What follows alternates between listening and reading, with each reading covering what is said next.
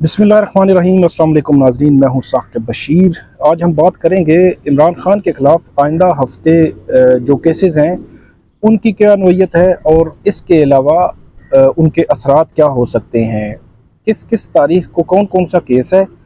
High court Islamabad की जो session court है, या इस्लामाबाद की एहतसाब अदालत है, या कोयटा की जो इंसदाद दहशत गर्दी अदालत है, वहाँ पे क्या केसेस हैं, कब कब हैं, उनके असरात क्या हो सकते हैं। एक तो इस पे बात करेंगे। दूसरा, 2 रोज़ कबल लाहौर JIT के सामने जो इमरान खान हैं वो पेश हुए, वहाँ पे क्या बात हुई उस हवाले से मीडिया पे कोई खबरें आई और कुछ जो वकला हैं इमरान खान के उनकी जानिब से उसकी तरदीद की गई, उससे मुतल्लिक जो है वो बात करेंगे। कुछ इमरान खान के ख़िलाफ़ आइंदा हफ्ते कल पीर के रोज़ एक तो इस्लामाबाद की सेशन कोर्ट में उनके ख़िलाफ़ जो तोशा खाना का केस है, फौजदारी केस है, वो ज़ेर समात है। वहाँ पे इलेक्शन कमीशन ने 5 नए गवाह जो इस केस में लाने के हवाले से दरख्वास्त दे रखी है। उस दरख्वास्त पर इलेक्शन कमीशन के वकील जो है वो दलाइल देंगे।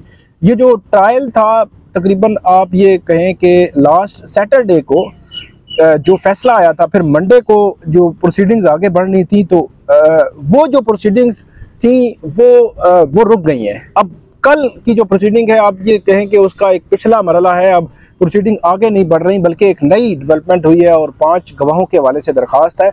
उस दरख्वास्त पर कल जो है वो इलेक्शन कमीशन के वकील भी दलाइल देंगे और इमरान खान के वकील भी दलाइल देंगे और मामला आगे बढ़ेगा। अब जो तोशा खाना का ये जो ट्रायल है, इसका 8 जुलाई का फैसला था हुमायूं दिलावर साहब का।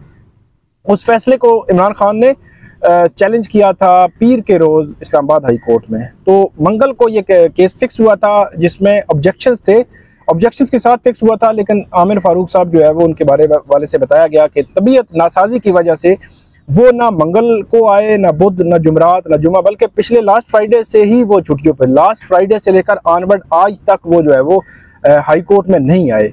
तो इसी तरह मंगल, बुध, जुमरात, जुमा भी नहीं आए। और अब कल जो है वो मंडे को इमरान खान की जो काबिल समात करार देने के हवाले से ये जो कार्रवाई है, इसको काबिल समात करार देने के खिलाफ जो अपील है उस के पर जो है वो कल समात होगी। लेकिन वो उसमें भी ऑब्जेक्शंस हैं कि इमरान खान का जो बायोमेट्रिक है वो नहीं हुआ, तो उसमें क्या डेवलपमेंट हो सकती है। सबसे इम्पोर्टेंट जो है वो ये है कि वहाँ पे उन्होंने स्टे मांगा हुआ है। अब स्टे मिलेगा या नहीं मिलेगा, ये सबसे इम्पोर्टेंट सवाल है, क्योंकि हमने देखा कि तकरीबन 14 या 15 जुलाई से लेकर 14 या 15 मई से लेकर 4 जुलाई तक, ये तकरीबन 1 मंथ और 20 रोज़ बनते हैं। ये ट्रायल स्टे रहा है, मतलब ट्रायल की प्रोसीडिंग हुई नहीं है। अब आगे ट्रायल में स्टे मिलेगा या नहीं मिलेगा, ये बहुत इंपॉर्टेंट है। उनका ये मौक़िफ़ है कि हमें सुना ही नहीं गया और हमें सुने बगैर जो फैसला कर दिया गया 3 रोज़ में। इसके अलावा भी जो आमिर फारूक साहब हैं, उनके पास हुमायूं दिलावर से केस ट्रांसफ़र की दरख्वास्त पड़ी हुई है। इसी तरह जो ताहिर अब्बास सिपरा हैं, उनसे केस ट्रांसफ़र की दरख्वास्त पड़ी हुई है। इवन जो आमिर फारूक है, चीफ जस्टिस है इस्लामाबाद हाई कोर्ट से, उनसे भी केसेस दूसरे बेंचेस में ट्रांसफ़र करने की दरख्वास्त उनके सामने है। तो ये तमाम जो दरख्वास्तें हैं, अब क्या इन पे समातें होंगी या नहीं होंगी, ये इंपॉर्टेंट है। लेकिन जो अपील है सेशन जज के फैसले के खिलाफ, उस पर कल जो है वो समात होनी है। इसके अलावा 19 जुलाई को, बल्कि 19 से पहले 17 और 17 जुलाई का लास्ट डे है। इमरान खान ने जो प्रोटेक्टिव बेल ली थी, जो उनके खिलाफ कोयटा में वकील के कत्ल का मुकदमा है, जिसमें 780 इंसदादी दहशत गर्दी जो लगी हुई है, उसकी 780 दहशत गर्दी की दफात, तो उसमें कल तक उनके लिए जो प्रोटेक्टिव बेल थी, उसमें हिफाजती ज़मानत थी, वो 3 दफ़ा उन्होंने ये जो है वो ली है, इस्लामाबाद हाई कोर्ट से भी, लाहौर हाई कोर्ट से भी। तो कल फिर अब वो वहाँ पे आखिरी दिन है उनके पास, कल रात 12 बजे तक वो जो है वो वहाँ पे जा सकते हैं। वहाँ पे जाकर वो मुतलका कोर्ट से जो बेल है, ज़मानत है, वो ले सकते हैं। लेकिन कल 12 बजे के बाद फिर जो है वो, अगर जब 18 जुलाई शुरू होगा, तो 18 जुलाई फिर उनके लिए मसाइल पैदा हो सकते हैं। तो ये 17 और 18 जुलाई 2 रोज़ उन्होंने जो सेशन कोर्ट है उससे इसीलिए लिए थे ताकि उनको कोई प्रॉब्लम ना हो, कोई मसला ना हो, कोयटा क्योंकि जाना है उन्होंने। अब 19 जुलाई जो है उसमें वो भी बहुत इंपॉर्टेंट है कि 19 जुलाई को वो अलकादर ट्रस्ट केस है, बहुत अहमियत का हमल है। उसमें 1 मई को वारंट जारी हुए थे। उसके बाद से लेकर ऑनवर्ड जो नैब है वो उनकी गिरफ्तारी भी चाह रहा है और उसके लिए अदालत से इस्तदा भी कर चुके हैं, जवाब भी जमा हो चुका है। तो 19 जुलाई को उस पर भी हतमी जो है वो आर्गूमेंट्स होने हैं और उसके बाद उसका फैसला होगा कि उसका आउटकम क्या है।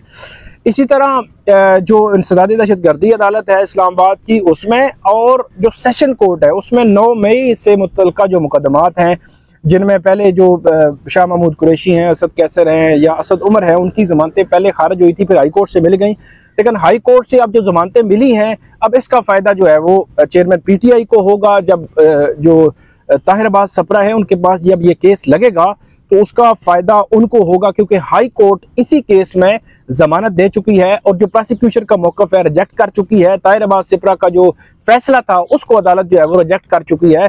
तो इसका फ़ायदा directly and directly Imran Khan को होगा सेशन कोर्ट में, इसी तरह ATA में। अब अगर आप बात करें कि 19 जुलाई को इमरान खान के खिलाफ कौन सा केस उनकी गिरफ्तारी का सबब बन सकता है, मतलब बनना या ना बनना हतमी तौर पर कुछ नहीं कहा जा सकता, लेकिन उसमें बज़ाहिर एक ही अब अलकादर ट्रस्ट केस बचता है जिसमें आर्गूमेंट्स होने हैं। बाकी केसेस में बज़ाहिर उनकी ज़मानत जो है वो कंफर्म ही होगी। कोई ऐसा एविडेंस, कोई सबूत, कोई चीज़, कोई गवाह, चशमदीद गवाह ऐसा मौजूद नहीं है कि जिसमें कहा जाए कि उनकी वो जो ज़मानत वाला जो मामला है वो आगे जा सकता है। वो ज़मानत बज़ाहिर ऐसे लगता है कि अगर 19 जुलाई को उन पे आर्गूमेंट्स हो गए तो वो जो है वो कंफर्म ही होगी। लेकिन जो अलकादर ट्रस्ट नैब का जो केस है उस केस में आर्गूमेंट्स होंगे, उसमें ज़मानत जो है वो अगर कंफर्म नहीं होती तो फिर गिरफ्तारी हो सकती है। लेकिन अभी भी उस हवाले से कबल अज़ वक्त है कुछ कहना, मतलब कुछ आउटकम अगर हो सकता है गिरफ्तारी के हवाले से तो सिर्फ एक ही वो केस अब जो है वो बचा है। और पेशा जो कोयटा वाला है उसमें उनकी अबूरी ज़मानत बड़ी आसानी से जो है वो हो सकती है।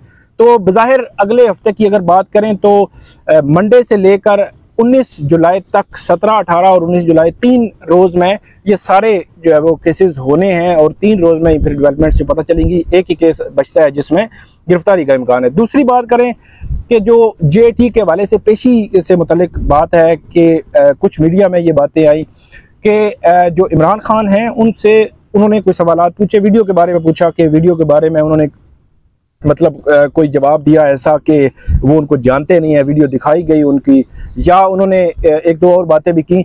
उनके वकला जो है वो कुछ चीज़ों की तरदीद कर रहे हैं। पहली बात तो ये है कि वो ये कहते हैं कि हम जो है वो उसमें साथ थे, कोई ऐसी वीडियो जो है उनको दिखाई ही नहीं गई कि जिसके हवाले से वो कह सकते, बल्कि वो कहते हैं कि जो चेयरमैन PTI हैं उन्होंने कहा कि आप हमें दिखाएं कि जो गेट है या जो वो जगह हैं उन जगहों पे कौन से लोग एंटर हो रहे हैं और कौन से लोग उनको खोल रहे हैं और ये सारी चीज़ें।